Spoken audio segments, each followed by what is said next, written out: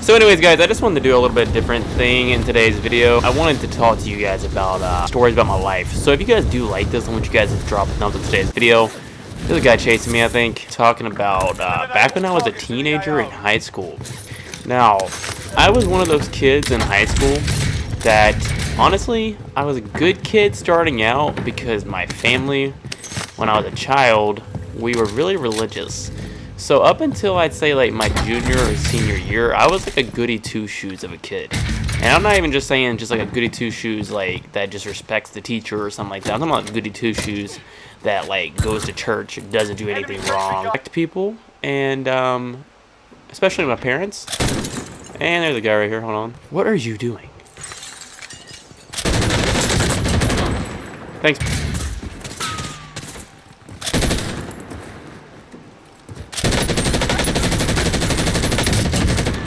What is happening? But anyways, as I was trying to say before I was rudely interrupted by 4 people, I was brought up in a more traditional, I'd say, religious type of family. So when I was in high school, I'd say junior year, that's whenever I eventually just broke out of that shell and was, you know what? I'm gonna do whatever I want, and I'm gonna be a bad kid. There's so many people trying to attack me right now.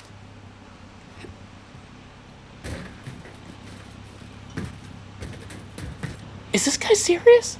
Bro, I can wait just as long as you, bro. I swear to God, I don't care.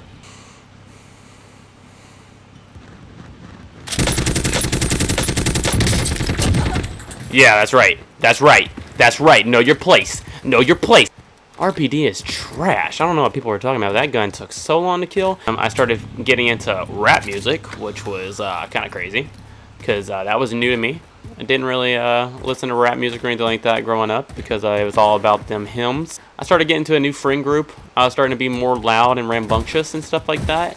And then once again, this is coming from a kid who was raised up in a religious background. I'm talking about literally couldn't do anything, couldn't wear shorts to school, couldn't do any of that, right? It was a crazy experience being a kid, you know, because I couldn't do any of that. One of my friends offered me a ride home, and this man literally rolled down the window and started smoking a cigarette.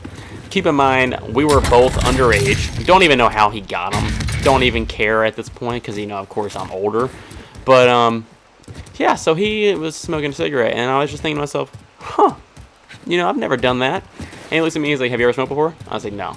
He hands me one, and my butt gets the cigarette, starts smoking it, and dude, I'm talking about whenever I started smoking that thing, I threw up so much. I made him pull over the car. I smoked the entire cigarette, and I'd say about like maybe 10 minutes later, oh, it hit me. That thing hit me hard.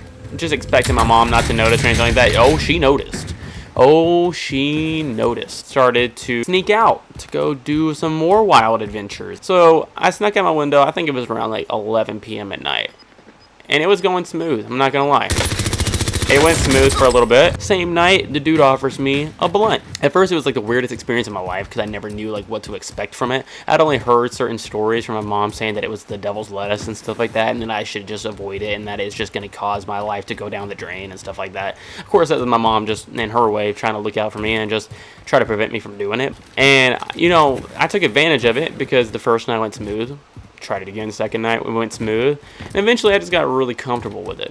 Like, I'm talking about really comfortable with it. Like, I was starting to do it every single night. I was going out, I was getting drunk, I was getting high, I was doing whatever I wanted, right?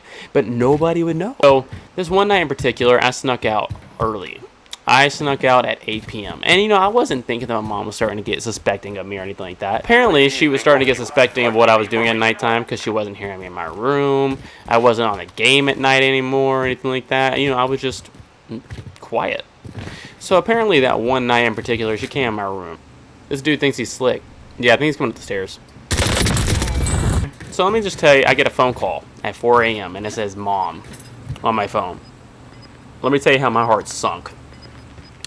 She said, how long you been gone for? She said, where are you? I said, oh, I've just been gone for 30 minutes. And she's like, where are you? I'm walking the road. Back in the day, like, our school was like right up the road, like probably like 5 minutes away from me. And we used to go out on the football field, and we used to just go out there and hang out and stuff like that. Let me tell you how my mom was driving up and down the roads looking for me. I had no idea that she was doing that. And the next thing you know, I hear, "Where are you? I don't see you." And I see her pulling up on me. Now, my friends are all scattering. They're running away. They're all hiding in ditches. They're laying down, stuff like that. And, like, they're not wanting to be seen. I was blazed that night. I'm talking about I was so cooked out of my mind, stoned. And I had to get into the car with my mother, and she was just looking at me, smelt everything. My eyes were red. It was, oh god, it was bad. She drives up to my friend's house where we smoked, and she was threatening to call the cops on us. So we left the friend's house. We left him alone. He got in trouble, and we went back home. On the ride home, she was telling me how I was disappointed. She was disappointed in me, how my Xbox was gonna be taken away from me. I was never gonna see the light of day again. So we get home, and she's looking at me in the light, and she's like, "You're high. You're really high right now." And she was threatening me. She was like, "Maybe I should take you to jail." She was like, "Maybe I should turn you in. Maybe I should just go make you spend the night in jail just because I want you to learn a lesson." She's like, "Because apparently you're just not going to learn it this way." And my mom was serious. I knew she was serious. And I begged her. I pleaded. She took away all my stuff. She grounded me. And keep in mind, I was like a 16-year-old kid getting grounded. Yeah, nowadays that wouldn't even fly. Kids just backhand the heck out of their parents nowadays. That was the night, man, where I realized that my mom had every opportunity to turn me in, to be one of those parents that just kind of gave up on their son and just kind of like, I guess you'd say, overall, just really decide where my future was going. And instead of turning me in and stuff like that, she just really told me how much she was disappointed in me and how she really doesn't want to see me go down that road like that. Because I was a kid, man. All I cared about was just doing what I wanted because I was so sheltered all my life. And she eventually gave me back my Xbox. I think she gave it back to me within a week. She realized that if I had my Xbox, it would keep me away from doing that kind of stuff. I quit sneaking out, and I quit doing it in a way that put her at danger. And she scared the living daylights out of me because I thought my mom was going to turn me into the police. But she didn't.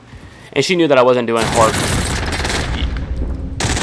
Why are you just camping, man? Come on!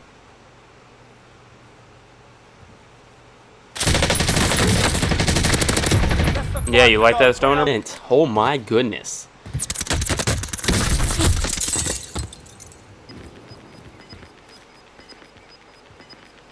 If there is a guy up top of that building, he has perfect angle on him right now, and I think he did like too early of a push. But maybe not. See him, you see him, you see him. Gas mask animation, there you go. Oh my god. You did not just throw this. Bro. What?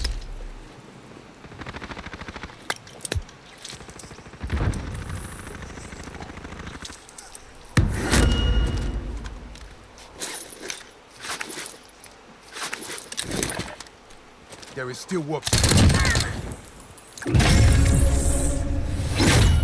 You should not have won that game. That is crazy. I should not at all, bro. I missed so many shots. I'm so fucking tired.